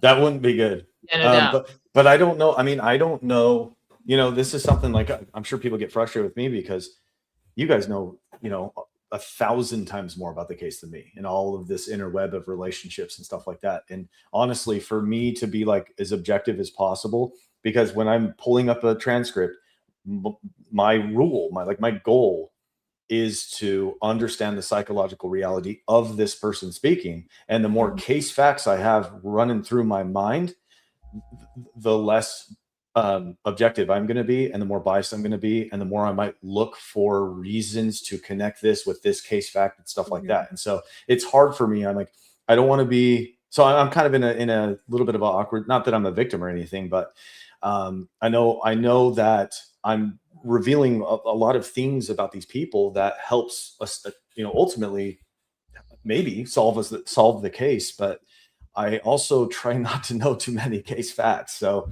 I don't know, Hunter's relationship exactly with all that. So for me, I'm just not a great person to answer that question. No Yeah, worries. If you have another one, you can send it over to us.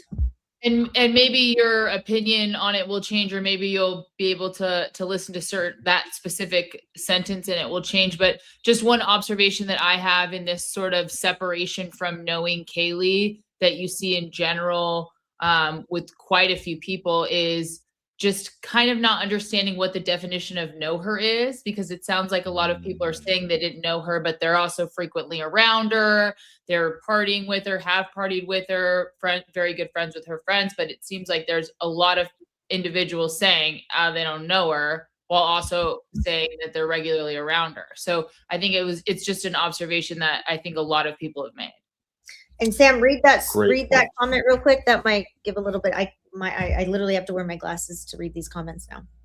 He literally came out back with her in one of those body cams, like, please. So like, please, like, you know her. Yeah, like, please. Please, come on. Well, and that's interesting you say that. Like, this is something Peter teaches, is he will be in front of a whole, entire room full of detectives, and he'll say, I want you to write down the definition of boy. And they submit it all in, and he gets answers anywhere from a little newborn baby to a 22-year-old who just went to Afghanistan. And so what does know mean? To know someone, does that mean you've had personal conversations with them for years? You know what I mean? Days. Right. And so, yeah, I think that's a really good point. And yeah. Have you watched, Travis, the memorial video? I know there was a couple requests for you to do that. Have you watched the memorial video that was put on by U of I, where Hunter Johnson's actually one of the speakers? Olivia, Kaylee's sister, is a speaker. Obviously, her mom, Xana's sister, speaks. But it's that would be fun for you as well. Specifically, Hunter Johnson's speech. He talks more about, and again, we've talked so much on this channel about, hey, everybody grieves differently. We would have had a different memorial speech, or maybe I wouldn't have talked about Ethan owing me money from golf games when I'm up there talking about our profound best friendship, following his unaliving. But it was just odd. There's not a lot of emotion shown by specifically by Dylan, and even Bethany to some extent. It's just very like, hey, it's a casual Tuesday. When's it time to go home for break? This was my roommate. This is Murphy. It's hard to process the lack of emotion with a lot of these people. Well, I put my foot in my mouth with Bethany. I came on the Dagos and I'm like, yeah, I mean, I think it was Bronx Tales actually. I'm like, yeah, I'm not really like hearing a whole lot, because she's like, what about Bethany? What about Bethany? And then I'm analyzing it. I'm like, oh my goodness, no, this is really bad.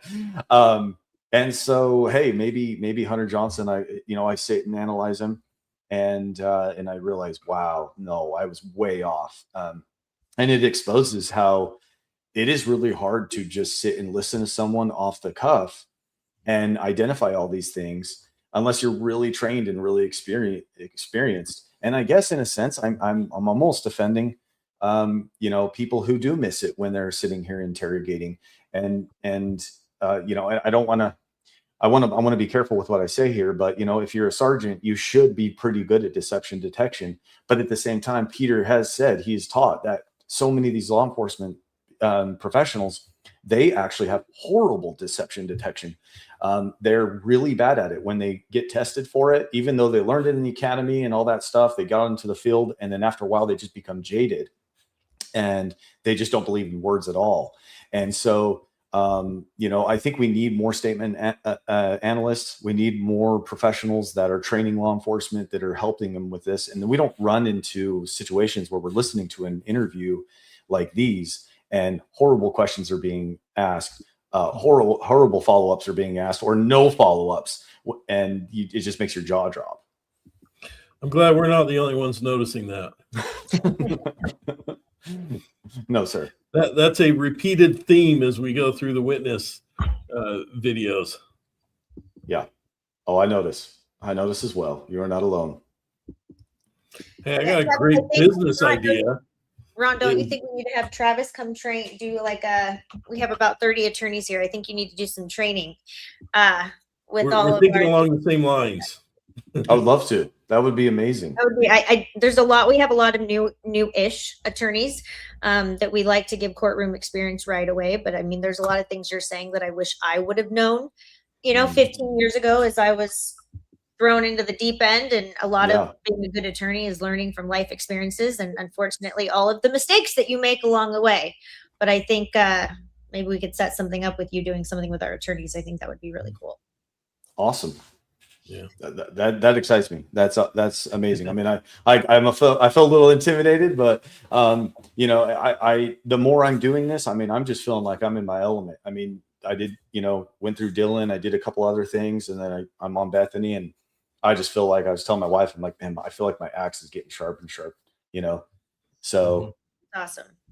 Well, I can tell you the first time Sam and I did this, I think we had like 15 people watch it, the first one. And we talk all the time in front of people. We litigate, very high level trials. You don't get that. We still get nervous, but you don't get that nervous.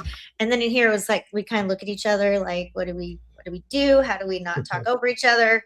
And then another creator, it was funny. We were sitting at home one night and another creator had played our video, so kind to do that. And then I'm watching and I'm like, oh my gosh, this is so terrible. I can't even watch, and I think it had 100 views. And I'll tell you, it's just, you get more comfortable, and it really truly is the people that are in the chat. Most, the high percentage are very, very supportive. And I can tell you the best way to get better is really just to jump in and watch as much content from other creators as you can, because I can tell you that's how I personally have learned a lot, and I can probably speak for Sam and Ron as well. Yep. Well, I appreciate it, and I just thank you so much for the opportunity, guys. This is great. All right, Ron, I think we got time for one more. Okay, we all hung out in Kaylee's room and then talked. Yeah. So we're listening very closely here. We all hung out in Kaylee's room for a little. On its face, we understand that the subject, Dylan, Maddie, and Kaylee were all in Kaylee's room here. Okay. However, as noted before, we are concerned that there is more than just these, Lakeland being one, and maybe even others. Hung out is not specific. Given all the indications above, this scene is very, very important. What happened in Kaylee's room? This is very likely where something very bad happened. This may indicate where and when Kaylee and Maddie were killed. Physical evidence is unknown. However, this would be a very important place to investigate physical evidence. Case facts are expected to support the analysis that Kaylee and Maddie were killed here, or at least the beginning. And you might go, wow, you jumped to that. Well, watch. And then indicates a passage of time and missing information, further supporting the analysis. We all hung out in Kaylee's room for a little, and then we have for a little. Okay. And that's a passage of time. Okay. Then we have talked. This indicates that there was no talking before, further supporting the analysis. What kind of hanging out happens without talking?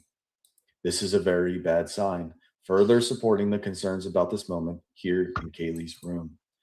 Also, there's a drop pronoun. Who talked? The subject didn't tell us.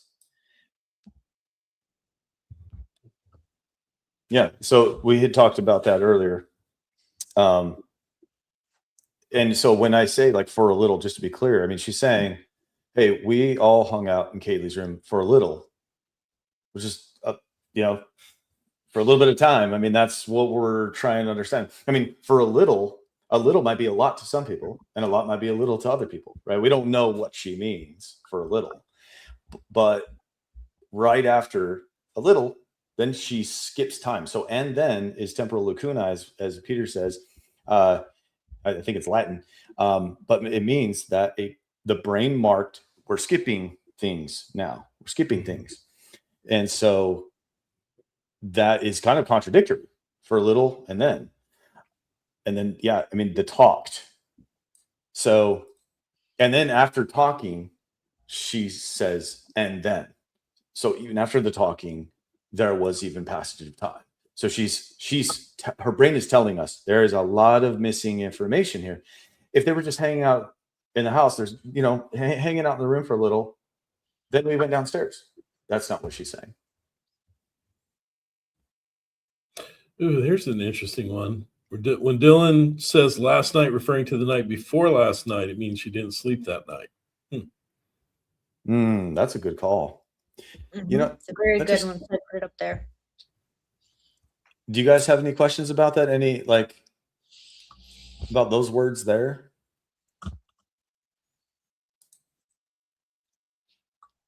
Sam? No, honestly, no. I don't Okay. I don't either about that one. I'm starting to learn your whole process here.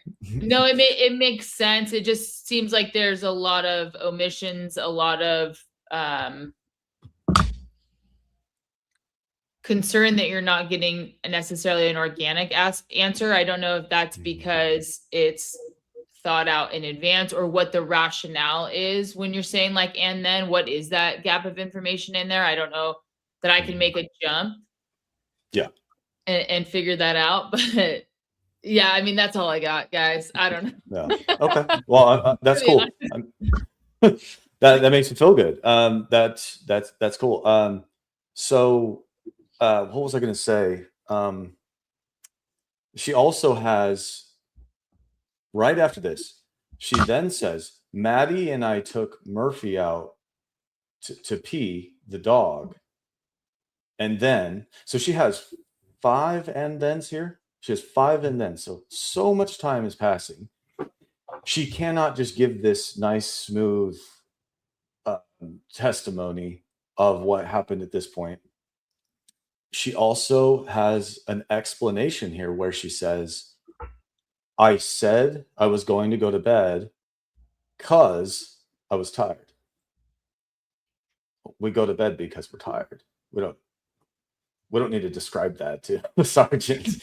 So there's so much sensitivity here that also helps support that she is very stressed about this situation here, this time and place. But to go back to Maddie and I took out Murphy, this is the first time where she's articulating her and one of the victims doing something together. And it's after this really concerning moment, after the talking. So it also looks like misdirection, cover up. Oh, Maddie was alive after this whole thing. And we went out and took the dog out. But then once you keep looking at this statement, there's weirdness, total weirdness about Murphy. And she then says, well, I was outside for 10 seconds. Me and Maddie, I don't want to speak for her, but just saying, let's just say we're going to interpret what she's saying. She goes outside with Maddie to let the dog out. She was only out there 10 seconds. She went in before Maddie. And then Maddie comes down and goes, do you have the dog? I mean, so even her story here just doesn't make any sense. And so I think it further corroborates that, and maybe I said it too strong. Maybe I should have caveated a little bit, but man, I mean, I really am getting solid signals here that this was the last moments of Kaylee and Maddie here. Wow. Did you happen to listen to Bethany's interview that she did in Reno, Nevada? No, I'm sorry. No. And they do it there because that was when she left the state, and I think she was trying to get some sort of stipulation that if she ever came back, which she ended up getting, if she ever came back to Idaho, that she could not be arrested. But there's another law enforcement supplemental interview following that interview. and I can't remember, the chat will have to tell you who exactly the officer was that was doing the interviewing, but there was also 2 other police officers from Nevada that at some point interject themselves because they're sitting there going, oh my, like, is this a joke? Like, ask these questions. But I think add that to your list, Travis. Okay, so I think he gave you about 7 or 8 now, but start Bethany. with Scott Perky. That's a good one. Start with Scott Perky. Okay, so I got Scott Reich, I got Scott Perky, Jack Showalter, Bethany interview with what, Nevada police? Is that what it is? Yeah. It was with the Moscow law enforcement. Here, I bet you if I pull this up, someone has already told us exactly who it was with. I don't want to say the wrong name. Now you said Crime Talk interviews. Geez, yeah, so that's the one with Scott Reich. So it's his channel is called Crime Talk. Okay. And then that one was with both of the G's. Sorry. And then come on, Meg, Amanda, Blue. Who was that interview with? Who did that interview in Reno with Bethany? Reno, huh? Yeah, it was just the second interview, the law enforcement interview with Bethany. And they did that because that's where she was. That's where she lived. I wish I could do this full time. It'd be amazing. I know, right? It's hard finding time to do it all. It really, really is. But that would be a good one. That would be a good one for you to look at. Well, and if I'm going to put it out there in the public, like I want to have time to really soak this in and really go through it and articulate everything well. And even after I feel like I did it, I look back at things. I'm like, oh my gosh, I missed that. Like, oh. No, you have to watch some of these interviews multiple times to see all of the red flags. There's something, and at the risk of getting a little personal for us three, but it's something that's kind of come to mind as we've been talking about their demeanor in these interviews, especially the ones that are a few days after.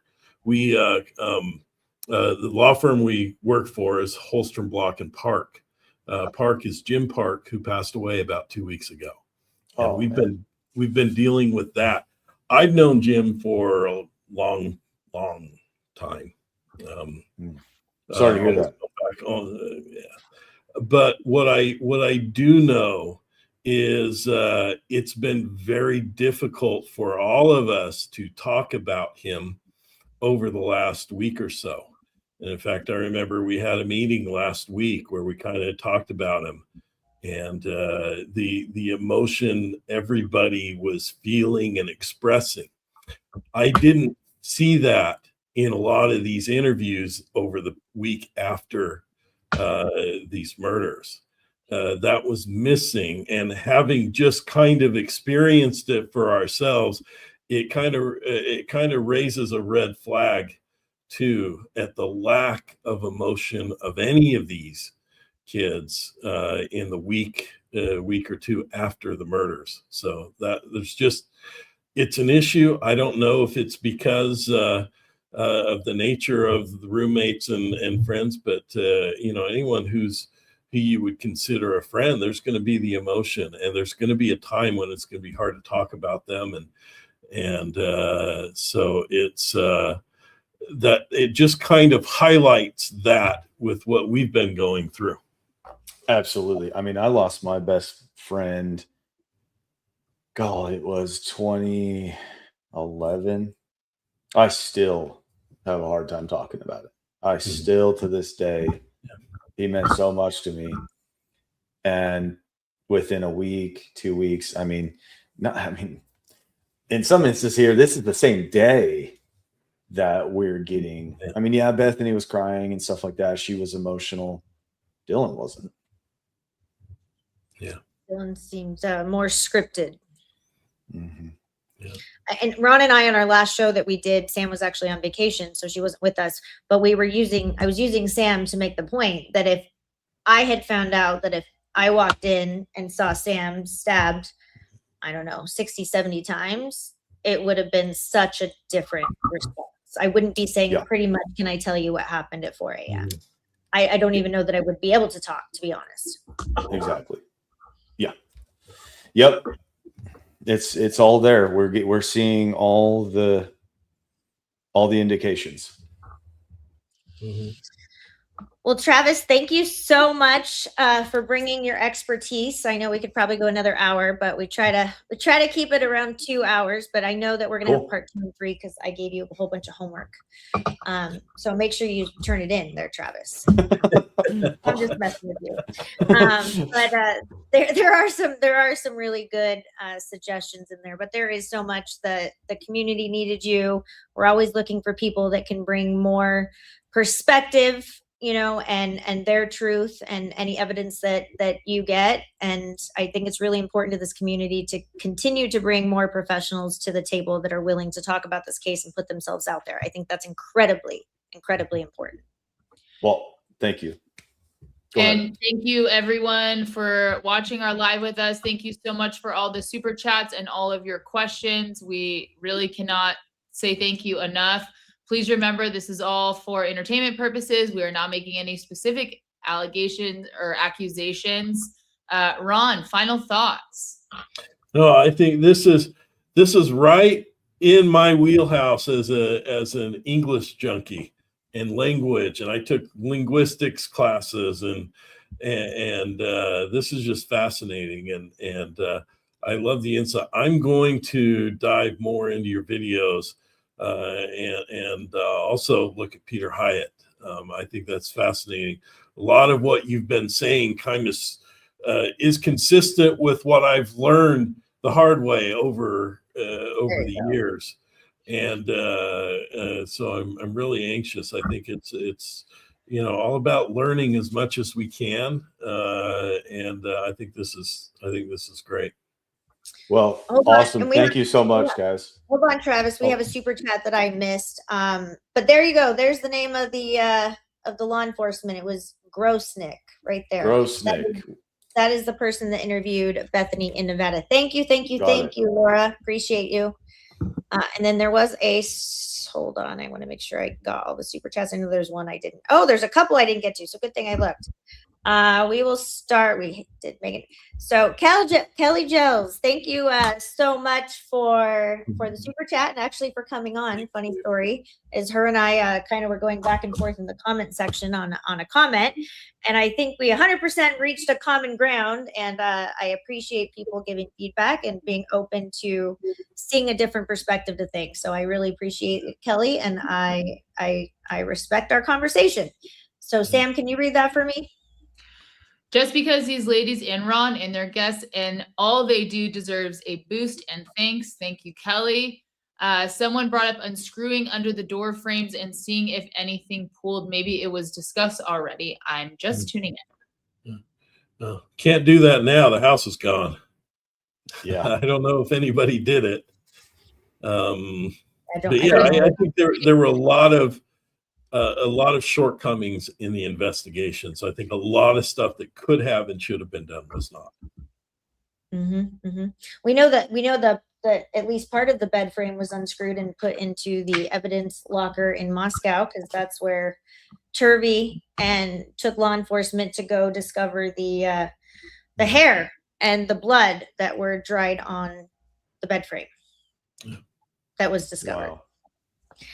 All right, we have Pinalicious. Thank you so much for the chat. Gooch asked Dylan who called 911, and Dylan went back to explaining how the story went instead of answering. Travis, that is all you. Oh, yeah. I've heard that before. In fact, I think we went over that. I think it was on Dagos or Bronx Tales. I can't remember. But, I mean, she just keeps going on and on and on. And in statement analysis, that is a huge thing. It's a huge indication that the question was extremely sensitive to the subject. All she had to do was say who it was, and she just kept going on and on and on. That tells you that it is very sensitive to her. And, yeah, I think Peter would say, if you ask a question and they answer it, it's like a simple one-word answer. Just wait, because they might add to it. And if you don't have enough fingers to count those words, you might be faced with something serious here. So, does it sort of indicate impression management? Impression management. Like you're saying, I did this because. So whether you want to ask me the question or not, I'm going to give you a reason for that so that you understand why I'm telling you the answer I'm telling you. And it appears to be either more credible or there's a reason why I need to tell you this information, even though you're not asking. Yeah. And it comes across as persuasion. So why is the persuasion there? Does it make sense for the positive, or does it make more sense for the negative? So yeah, I think it is that. Impression management. Interesting. And our last super chat from Patty. Thank you so very much. And hey, my favorite lawyers. Well, Patty, you are one of our favorite subscribers. So thank you. We appreciate each and every one of you. Make sure you follow all of those links that we put in our chat for all of the creators that are in there. We had Rolo, Karmic, Outcast, and if there's any others that I'm missing, make sure we get those up. But thank you all for the questions. Travis, I think you were pretty loved on the show. So thank you so much. And if this is your passion, follow it. Follow it. Amen. Keep sharpening that axe. You're very good at it.